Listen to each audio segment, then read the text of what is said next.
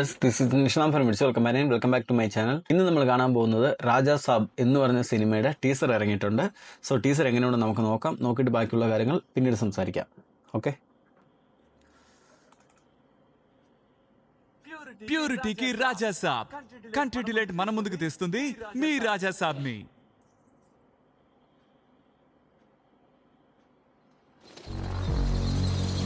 ఈ ఇల్లు నా దేహం, ఈ సంపద నా ప్రాణం. నా తదనంతరం కూడా దీన్ని నేను మాత్రమే అనుభవిస్తాను.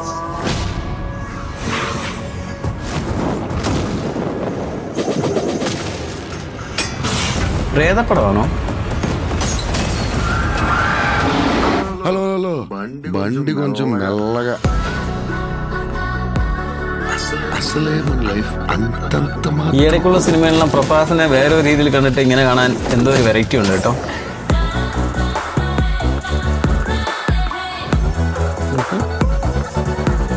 చెప్పు, చేసిన పాపమేమి? నేరాలు పాపాలేంటండి, డిగ్నిఫైడ్గా లవ్ చేస్తేనే. చచ్చే వరకు చేయవద్దని వేయాల్సిన ముద్రలు వేసేసా. మేడం, ఏదో తాగిన మధ్యలో ఖర్చు చేసినట్టున్నాను.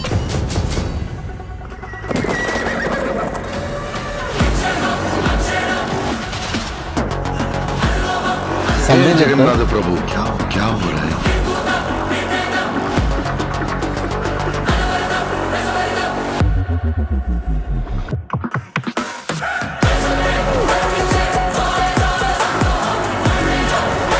തമൻ ബീജൻ പൊളിയ.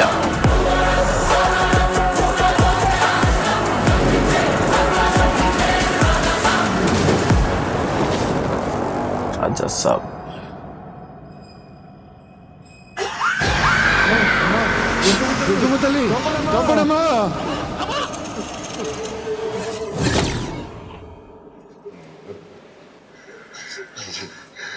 తాత వైరు కొరికేసాడేమో చూడరా బయట. మారుతి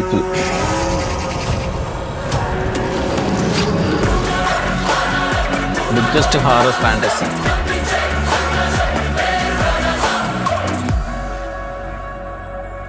December 5. ഓക്കെ. നല്ല പ്രൊഡക്ഷൻ ഡിസൈനിങ് ആണ്. നല്ല പൈസ മുടക്കി എടുത്തത് സിനിമയിൽ കാണാനുണ്ട്.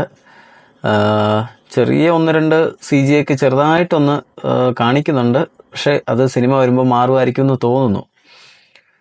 എനിവേ, ടീസർ അടിപൊളിയാണ്. പക്ഷേ എനിക്ക് പ്രഭാസിനെ ഇങ്ങനെ ഒരു സിനിമയിൽ കാണാൻ എനിക്ക് ഏറ്റവും അധികം സന്തോഷമാണ്. കാരണം ഈ ഇടയ്ക്ക് ഇറങ്ങിയ സിനിമകളിലെല്ലാം തന്നെ, ബാഹുബലി കഴിഞ്ഞതിന് ശേഷം വന്ന സിനിമകൾ എല്ലാത്തിലും പുള്ളിയുടെ ഒരു ഫേസ് എക്സ്പ്രഷൻ പോലും ഇല്ലാതെ ഒരേപോലത്തെ ഒരു ക്യാരക്ടറുകളാണ്.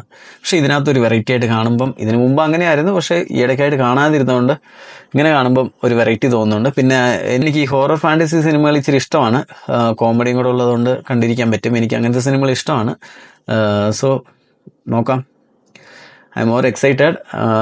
സിനിമ വരുന്നവരെ വെയിറ്റ് ചെയ്യാം. എന്നാൽ ശരി, ബൈ. വീഡിയോ ഇഷ്ടപ്പെട്ടു കഴിഞ്ഞാൽ ലൈക്ക് ചെയ്യുക, കമൻറ്റ് ചെയ്യുക, ഫ്രണ്ട്സ് ആൻഡ് ഫാമിലി എല്ലാവർക്കും വീഡിയോ ഷെയർ ചെയ്ത് കൊടുക്കുക.